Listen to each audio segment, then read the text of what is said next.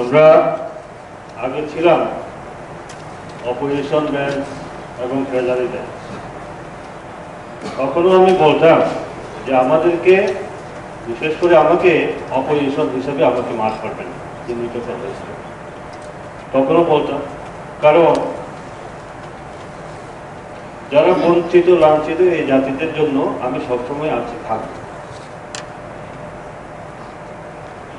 এখন তো আরো আমাদের রাজ্যেও আমরা এক হয়েছি, সেখানে বিজেপি, আইপিএফটি এবং তীব্রমতা যৌথ সরকার চলছে। আমরা এখানেও আমরা যৌথভাবে করব। যাই হোক, মাননীয় চেয়ারম্যান স্যার, আমাদের সিনিয়র ডিএম সাহেব কমলবাবু অনেক কিছু বলেছেন। তবে আমি বলতে চাই, হতাশার মধ্যে না থেকে আশার আলোর দিকে আমরা কিভাবে যে করতে পারি। আরো একটা জিনিস আমি বারবার বলতাম, শুধু টিপ্রাসাদ বলে আমাদের টিপ্রাসাদের অধিকার আমরা এস্টাবলিশ করতে পারবো না। আমরা পয়েন্ট টু পয়েন্ট আমাদের যেতে হবে। যেমন আজকে আলোচনার মধ্যে এসেছে, উনি খুব সুন্দরভাবে তুলেছেন চোরাইদের কথা। আমি শুনতাম রামলং বলে আমরাই আসব, পত্রিকাতে চিঠিপত্রের কলমে লিখত, আর চোরাইরা বলে আমরা আসব। আমি একদিন ওনাদের সাথে দেখা হয়, আমি বললাম আপনারা তো দনুতাই নকল। বলবে কি বলেন আপনার দনুতা নকল? কারণ হালাল কমিউনিটির সাবটাইপ লিস্টে আপনাদের নাম নেই। ছোটবেলা থেকে শুনতাম 12 হালাম।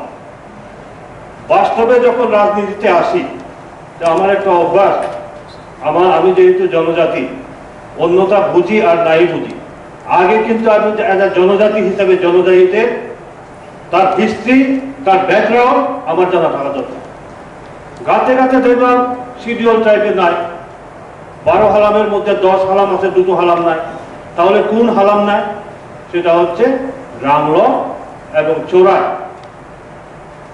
এরপরে রাজমালা থেকে আরম্ভ করে, কৃষ্ণমালা থেকে আরম্ভ করে সব বই একত্রিত করে আমি পড়েছি।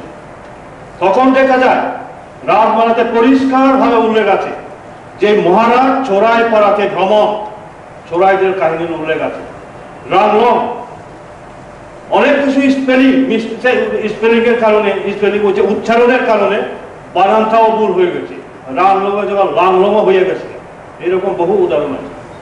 এরপরে আমি তৎকালীন মুখ্যমন্ত্রী Biplab Kumar Deb, tribal ওয়েলফেয়ারের secretary and download, বহু আলোচনার মাধ্যমে, দলীয়ভাবে হোক প্রশাসনিক ব্যাপারে হোক, আলোচনার মাধ্যমে 3 অক্টোবর 2020 একটা নোটিফিকেশন ট্রাইবাল ওয়েলফেয়ার ডিপার্টমেন্ট থেকে একটা নোটিফিকেশন বার হয়। 3 অক্টোবর 2020 নোটিফিকেশন কি? 12 হালামের বর্ণনা। ওইখানে হালামের সাথে রামলং এবং চোরাইদেরকে ইনক্লুড করা হয়। এইগুলো এই জন্য বলছি যে টিপ্রাসা বললে হবে না। ওইখানে আমার মন্ত্রী টিপ্রাসা, তখনকার সময়ে ডাইরেক্টর টিপ্রাসা, সেক্রেটারি টিপ্রাসা। নোটিফিকেশনটা যখন যে হয়, আমরা যখন এখানে যাই যে শিডিউল ট্রাইবেল লিস্টে নাই, এর জন্য সবসময় সচেতন হওয়া দরকার।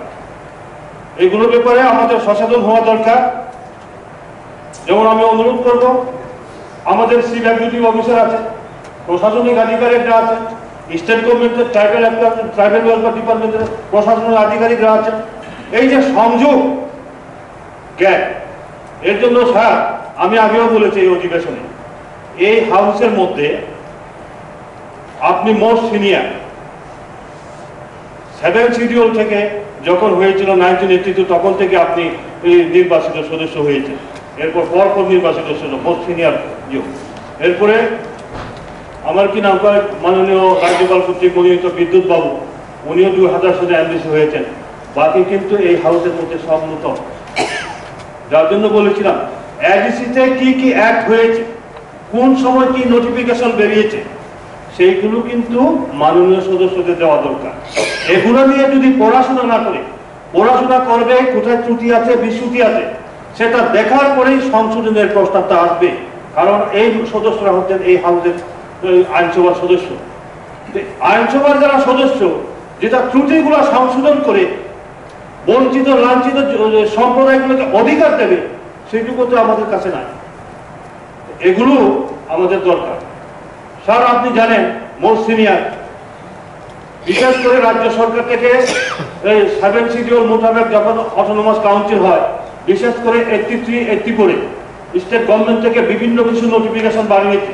আমাদের এজেন্সির কাছে আসে কিনা সেই নোটিফিকেশনগুলো, ল্যান্ড ইস্যু ব্যাপারে কি করতে হবে তখনও বেরিয়েছিল 83 এবং 84 সেই নোটিফিকেশনগুলো, গ্যাজেট নোটিফিকেশনগুলো আমাদের কাছে আসে কিনা, এগুলো তো থাকতে হবে। তাহলে যাই হোক, এগুলো নিয়ে আমাদের চিন্তা করা দরকার। এখানে আলোচনা শুধু জনজাতিদের অধিকারের ব্যাপার নয়, জনজাতিদের মধ্যেও যারা সংখ্যালঘু মাইনরিটি, কমলবাবু খুব সুন্দরভাবে বলেছেন, এই যে এই কিনা কয় ওই রামলন এবং চোরাইদের কথা, তাদের জন্য কে কথা বলবে? আরো আছে একদম ছোট ছোট স্ট্রাইক, তাদের জন্য কে কথা বলবে? শুধু জনজাতিদের জন্য নয়, জনজাতিদের পলিটিক্যাল রাইট, হিস্টোরিক্যাল এই সমস্ত ব্যাপারে অক্ষুণ্ণ রাখা, তাদের ভাষা সংস্কৃতি রক্ষা করা দরকার। হ্যাঁ ঠিক আছে, কিন্তু যাদের কথা বলার কেউ নেই এখানে প্রতিদিন, তাদের জন্য কি হবে? আমি এর জন্য বলি যে পলিটিক্যাল রাইট, আমাদের জনজাতিদের জন্য পলিটিক্যাল রাইট দরকার।